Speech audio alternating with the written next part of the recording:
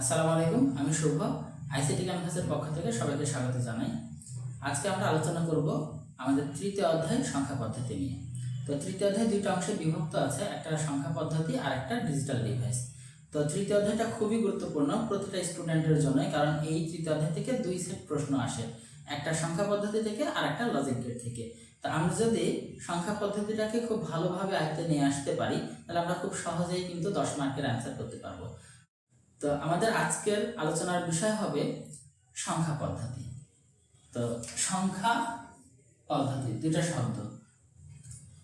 সংখ্যা শব্দটার সাথে আমরা সবাই পরিচিত, কারণ সংখ্যা আমাদের দৈনন্দিন জীবনে প্রত্যক্ষ এবং পরোক্ষভাবে প্রভাব ফেলে থাকে।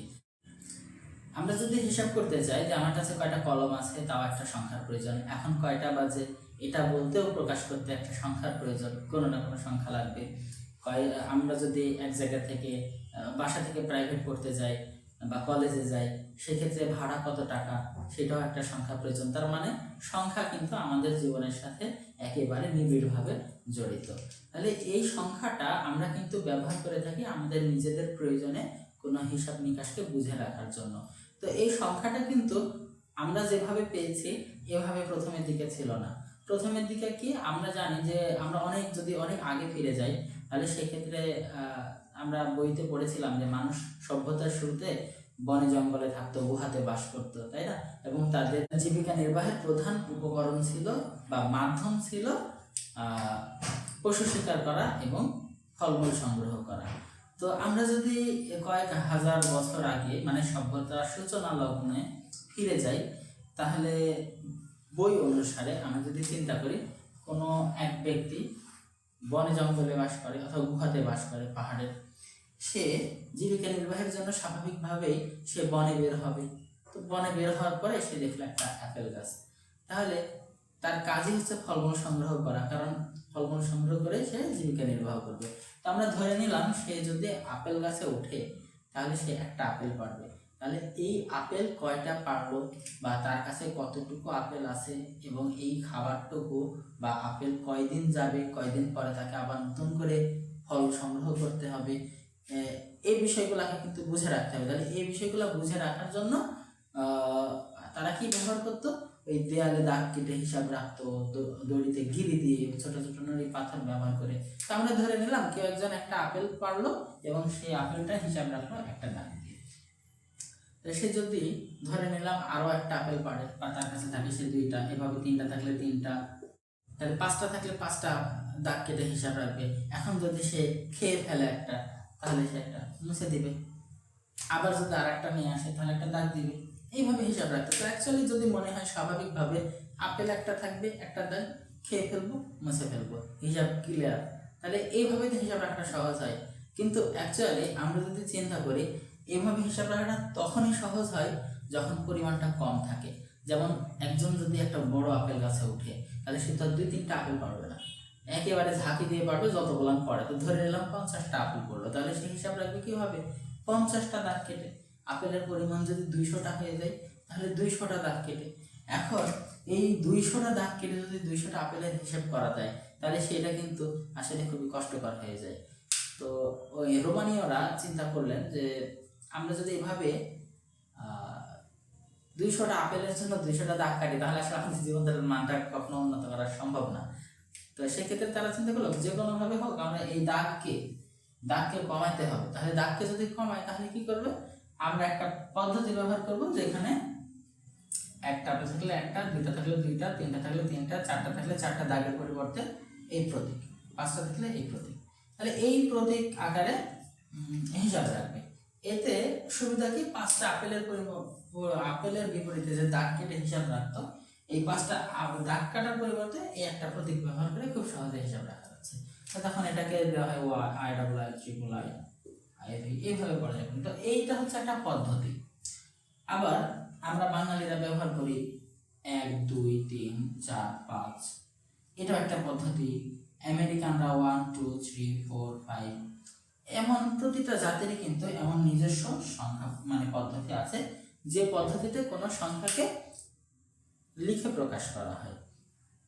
অ্যাকচুয়ালি তো এই প্রতীকগুলা ব্যবহার করে তো সংখ্যায় প্রকাশ করা হয়। যেমন 5টা দাগ ব্যবহার করলে 5টা আপেল আছে ধরে নিচ্ছি, 5 দিলেও 5টা, 5 দিলেও 5টা, ভি দিলেও 5টা, তার মানে কোনো সংখ্যাকে লিখে প্রকাশ করা হচ্ছে। তাহলে এটাও একটা পদ্ধতি, এটাও একটা পদ্ধতি, এটাও একটা পদ্ধতি। তাহলে এই যে পদ্ধতিতে কোনো সংখ্যাকে এখানে করা হচ্ছে কি, এই পদ্ধতিগুলো দিয়ে করা হচ্ছে কোনো সংখ্যাকে লিখে প্রকাশ করা হচ্ছে, তাহলে কিন্তু আমরা বলতে পারি যে পদ্ধতিতে কোনো সংখ্যাকে লিখে প্রকাশ করা হয় তাকে সংখ্যা পদ্ধতি বলে।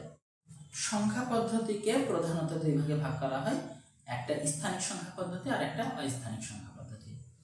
স্থানিক সংখ্যা পদ্ধতি বলতে কি বোঝায়? আমরা যখন ছোটবেলায় পড়েছিলাম যে প্রতিটা সংখ্যার যেটা মান থাকে, একটা তার নিজস্ব মান এবং একটা তার অবস্থানের মান।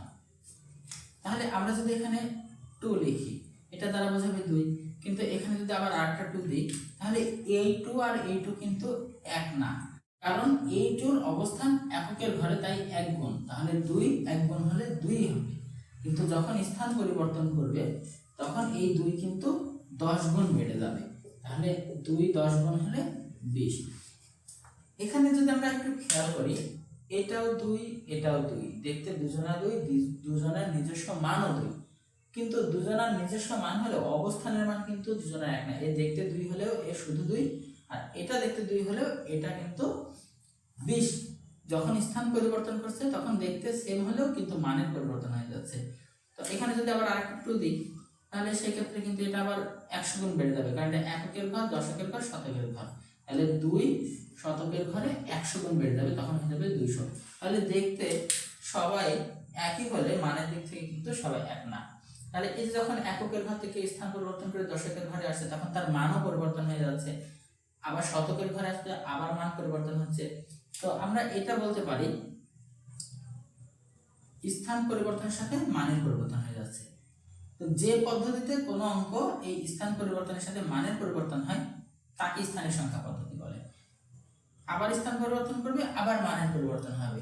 তাহলে আমরা এক্ষেত্রে আমরা সংজ্ঞায়িত করলে আমরা পাবো যে পদ্ধতিতে কোনো অঙ্ক স্থান পরিবর্তনের সাথে মানের পরিবর্তন হয় তাকে স্থানিক সংখ্যা পদ্ধতি বলে। আর অস্থানিক সংখ্যা পদ্ধতি হচ্ছে যে পদ্ধতিতে কোনো অঙ্ক স্থান পরিবর্তনের সাথে মানের পরিবর্তন হয় না তাকে অস্থানিক সংখ্যা পদ্ধতি বলে। যেমন আমরা এখানে x বলতে আমরা 10 কে বুঝি, আমরা যদি ডাবল x দেখি তাহলে ax মানে 10, এটা দশকের ঘরে 10 গুণ বেড়ে এখানে 100 হওয়ার কথা ছিল, কিন্তু 100 হয় না, এককের ঘরেও 10, দশকের ঘরেও 10। তো স্থান পরিবর্তন করছে কিন্তু কোনো মান পরিবর্তন হচ্ছে না। যে পদ্ধতিতে কোনো অঙ্কে স্থান পরিবর্তন করে অথচ মানের পরিবর্তন হয় না তাকে অস্থানিক সংখ্যা পদ্ধতি বলে। তো অস্থানিক সংখ্যা পদ্ধতি আরো আছে, আমাদের বইতে আলোচনা করা, হায়ারোগ্লিফিক্স আছে, রোমান আছে। তো এবার আমরা দেখব স্থানিক সংখ্যা পদ্ধতি কত প্রকার। স্থানিক সংখ্যা পদ্ধতিকে প্রধানত 4 ভাগে ভাগ করা হয়।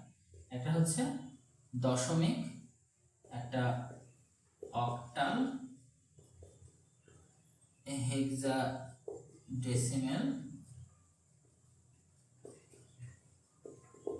বাইনারি। তো আমাদের পরীক্ষাতে মূলত আসবে কোনো সংখ্যা পদ্ধতি, একটা পদ্ধতি থেকে আরেকটা পদ্ধতিতে রূপান্তর। যেমন যদি দশমিকে থাকে তাহলে অক্টালে রূপান্তর করতে হতে পারে, অক্টাল থেকে হেক্সাডেসিমাল, হেক্সাডেসিমাল থেকে দশমিক, এভাবে থাকতে পারে। আমরা যদি সামারি করি তাহলে বিষয়টা দাঁড়ায় সংখ্যা পদ্ধতি কি জিনিস? কোনো সংখ্যাকে লিখে প্রকাশ করার পদ্ধতিকে সংখ্যা পদ্ধতি বলে। আর এই সংখ্যা পদ্ধতি প্রধানত 2 প্রকার, একটা স্থানিক সংখ্যা পদ্ধতি, একটা অস্থানিক সংখ্যা পদ্ধতি। তো স্থানিক সংখ্যা পদ্ধতি হলো সেই জিনিস, মানে সেই সংখ্যা পদ্ধতি, আসলে এটা কোনো জিনিস না, এটা সংখ্যা পদ্ধতি। তো যে পদ্ধতিতে কোনো অঙ্কে স্থান পরিবর্তনের সাথে মানের পরিবর্তন হয় তাকে স্থানিক সংখ্যা পদ্ধতি বলে। আর অস্থানিক হলো যে পদ্ধতিতে কোনো অঙ্ক স্থান পরিবর্তনের সাথে মানের পরিবর্তন হয় না তাকে অস্থানিক সংখ্যা পদ্ধতি বলে। আর স্থানিক সংখ্যা পদ্ধতিকে আমাদের বইতে 4 ভাগে ভাগ করা হয়েছে, সেটা একটা দশমিক, অক্টাল, হেক্সাডেসিমাল এবং বাইনারি। তো আজকে এই পর্যন্ত। আগামী ক্লাসে আমরা এই সংখ্যা পদ্ধতি নিয়ে বিস্তারিত আলোচনা করব, কিভাবে একটা পদ্ধতি থেকে একটা পদ্ধতি রূপান্তর করা হয় এবং এই রূপান্তর করতে হলে আমাদের এই সংখ্যা পদ্ধতিগুলোকে ভালোভাবে চিনতে হবে। আরো গুরুত্বপূর্ণ বিষয় হচ্ছে আমাদের শুধু এই 4টা সংখ্যা পদ্ধতি সম্পর্কে জানলেই হবে না, এই 4টা সংখ্যা পদ্ধতি জানার মাধ্যমে আমাদেরকে নিজেদের মতো করে সংখ্যা পদ্ধতি তৈরি করার ক্যাপাবিলিটিটাও তৈরি করতে হবে। তো আগামী ক্লাসে দেখা হচ্ছে ইনশাআল্লাহ। ধন্যবাদ সবাইকে।